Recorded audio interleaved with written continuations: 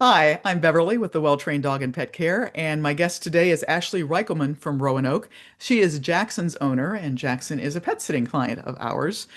He is also a three-time cancer survivor, and we want to talk about their journey through cancer and how the Animal Cancer Care and Research Center here in Roanoke has helped them. So, welcome, Ashley. Thanks for having me. Yeah, well, here's Jackson. If oh, there's his backside. Well, maybe He's we'll catch him later when he gets up. But he, yeah, he's no, taking a nap.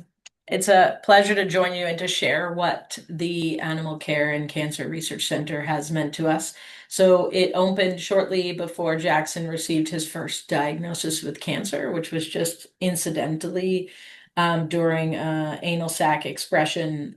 They noticed that it wouldn't express, and one of the doctors at the Roanoke Animal Hospital removed it, and then this was in 2021, the month after my daughter was born.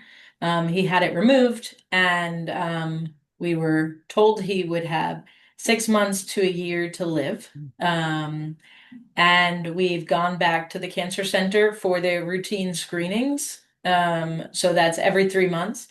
And I like to say, rather than a journey, that it's been an adventure because we are here 4 years later.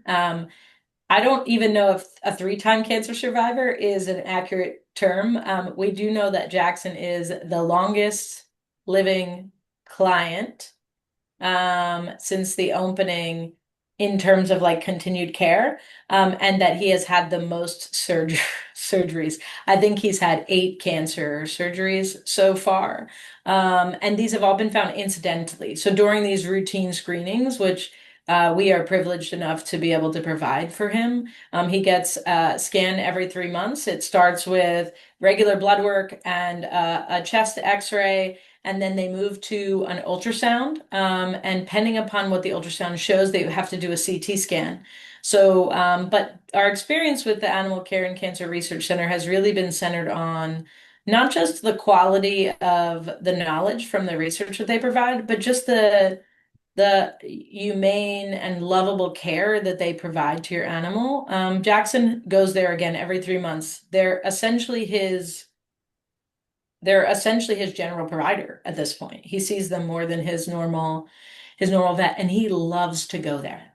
Like he will willingly walk in. It's so confusing when he will continue to walk in even though he's given a sedation every time he does. But he loves the people there. They know me by name now when I call. They know Jackson and they love Jackson and they treat him as their own. His resident who started with him right after his first, I believe right after his first surgery, just finished her residency. And she's Dr. Sheridine Nichols, and she sent us a beautiful email just saying how much Jackson meant to her, and how she thinks about him all the time. And to have, like, you always know that obviously they have a unique affection for dogs, but to know that someone loves your dog as much as you do means so much, because there's a lot of points in the cancer adventure where you're like, am I making the right choice? And I think that's always been something that's weighed on us as a family. Jackson, our dog, for anyone who's met him, knows that he has a ton of life. And we are going based on how he feels for him to let us know um, if now is not the time, or he can't go on this adventure in the way that we've been doing it. So he's a trooper, this dog, but he wouldn't be a trooper without the Animal Care and Cancer Research Center. And Dr. Tui is also been just instrumental as his primary surgeon. And she calls at all hours, and I'm like, aren't you supposed to be home now? And she'll come out and see us when we're there to pick him up. And it's just so it feels like a home for him, like a second home. And though I wish we didn't have to experience it, I'm grateful that we live in a space that gives us access to it. When you first heard the cancer diagnosis, what went through your mind? I just sobbed. Um, I mean, our daughter had just been born, long story, premature during COVID. And it took us a while to have children. Jackson is our baby before babies, and he is now 12. He's now lived to be a senior dog when we were told he would not. And there's something so glorious and unique about who he is. But to hear that was devastating. And of the times that we've heard the diagnoses since, um, I think that first one, it was so easy to feel like maybe you have to give up hope right now. But now we've received so many, and he still is in such great shape in who he is and in how his demeanor that I think that the word cancer is always so devastating. No matter when you hear it, you always assume that this is the outcome, it's death. But there's so much progress that's been made in human healthcare, but also in dog healthcare. Um, the sticker is the unfortunate cost that I wish everyone had access to such great care for their dog. Our dog has better healthcare than some people, and that's amazing and horrifying at the same time. It must have been terrible because as you mentioned, it was during COVID too, and a lot of places were closed, not accepting new patients. I mean, that must have been devastating as well. Where do I go from here? Yeah, and I think that's been the amazing value of working with the cancer center. There were some times during his diagnosis where, I think about cancer and I'm like, you just need to take it out. And the holistic vet we work with now, Dr. Quatman, says there comes a point where you have to learn to live with the cancer. Well, my brain can't technically do that. But there was one point where we almost went to a hospital in Charlottesville for extra assistance because the animal care and cancer center, they just, for all the clients that they have, they just it's hard to fit everybody in, right? You have to do more urgent diagnoses first, but they've always found a space for Jackson. And, they've worked with us during COVID. We would mask, we would separate, we would do what we needed to do, but they were always there to care for him in ways that sometimes we couldn't even get our own physicians to care for us. So I think it was hard. And yet it was during COVID, so we could be home with him, right? So there was that kind of, I don't believe in silver linings so much, but there was that timing that made it possible for us to be with him in those moments where it was necessary to be there. Talk to me a little bit about, you said that he's had 8 surgeries. Is that correct? What else is in his treatment plan or has been part of his treatment plan over the years? Yeah, so we've brought up the potential for radiation and for chemo. And chemo has never been an option for us because we're still in childbearing years with young children. And while they've advanced the options for chemo, like you could take it in a pill, he wouldn't be able to do the things he loves.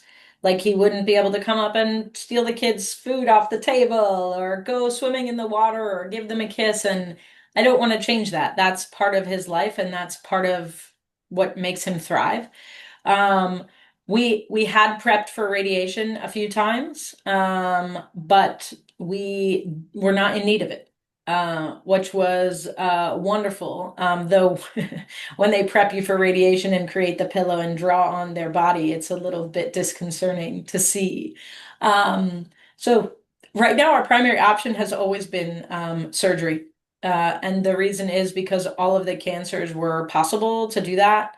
He also had a liver lobectomy where he had one of his liver lobes taken off, and they've been monitoring that for a few years now, and it looks like they are now benign changes since then. But our primary option is cancer is not cancer for the cancer is just gross removal at this point. That takes a toll on a dog's body. And again, we've spoken with the surgeons that I've said to them multiple times, like, if this was your dog, would you do this? Because that's important to me. And they've always told us that age is not a diagnosis. They take in a number of markers, one of which is just how happy and delightful Jackson is, that it indicates he still has life. So we are at the point where radiation probably would not be an option for us because I think it would too much affect his daily life. And our goal now is to keep him strong and to keep him happy for wherever the adventure takes us next. He loves to swim. I know my pet sitters swim with him, and he also has someone who does body work with him. So that's all part of his healthcare plan, it sounds like. Yeah, and it's been wonderful to add the kind of holistic element for him. We've really seen him come back to life. He's better now than he was 2 years ago in terms of strength and health. And that's really wonderful to see because my goal was I said I wanted to see my dog run in the yard with my daughter. And now, 4 years later, I've been able to see him run in the yard with my daughter and my son. And I have been able to watch him age. And well, it's painful to watch a dog age. It's if there's a way to go, I'd rather it be aging. Because I want to be able to be there with him and to have him be with my kids. And he's just been an awesome, they've been awesome additions to our family that constituted him prior to that. And it's something the kids will remember too as they get older and they grow up. Exactly. Yeah. And they do. We have these special books that he wrote to them when they turned one about how they became his best friend and they swim with him now too. And the work with the Eastern medicine, the holistic vet has also helped to calm him. So he's able to enjoy life outside more. He can be off leash. He can lay in the yard. He just hangs out and kind of watches the cars go by. And it's something that we weren't able to do before the cancer and before the holistic treatment because he was just so excitable.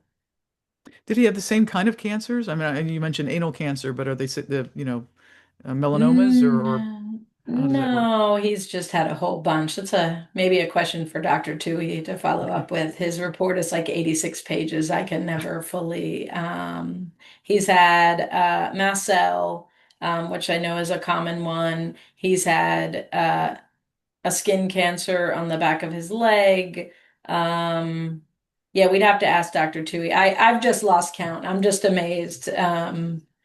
Because I don't listen to that part of the diagnosis anymore as much as do we have any options and does he seem like a viable candidate? Right. Well, you had mentioned too, healthcare for humans is outrageously expensive nowadays. How have you been able to manage, without going into too much detail, personally, the cost of going to this research center? Yeah, I mean, I think again, we are incredibly fortunate. Our jobs make it plausible for us to stow away some extra money. When we got Jackson, when we adopted Jackson, he was our investment in our first child, right? Basically. So we said what we were going to do was to continue to invest for him, even though we know the life of a dog is finite just like the life of a human, we wouldn't stop caring for a loved one who was alive, if there was an option to kind of keep them healthy and strong. So we have been able to kind of stow away money in terms of some like taking on slightly extra work that we might not have otherwise done. Um, and just kind of being more conscious in other spending areas. But yeah, the CT scans, the CT scans sometimes are about the same price as a surgery, depending upon what type of surgery you're doing, and with the sedation, because he's a larger dog that needs to be sedated for each of these. So yeah, we haven't given it much thought, really. It was just, it wasn't, would we be doing it? It's like, what do we need to be able to do this? What do you tell to other viewers who may encounter, the cancer word when they go to the vet? I would, if you have access, always call for a second opinion, specifically before you do the initial surgery.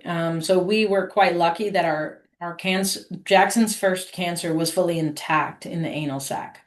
So, but the kind of cancer that he had, adenocarcinoma, returns in 80 to 90% of dogs. They know that. So them taking it out, it's just slowing it, right? It's slowing the gross progression of it. My suggestion is to go to the cancer center for a second opinion. Be prepared to wait, but tell them you're willing to be put on a waiting list. And if you can, afford it and engage in the way, the continued follow-up is really what's saved Jackson's life. It's not the initial surgery. It's the continued routine follow-up because each of these additional cancers has been found only in a routine follow-up.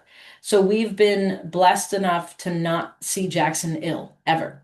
We've never seen him physically ill from cancer, which I am grateful for, because I think that would make this decision harder. And I think that's lengthened his life in many ways because they were able to get the cancer before it had spread and caused too much disruption to his body. I know for those people who are unfortunately at the stage where they're not discovering the cancer until it's too widespread, I think having discussing all the options, what are financially feasible for you, and what the vets would do with their own dogs, right? To kind of think in the dog's mindset about what gives them comfort and relief in these kind of different difficult points and discussions.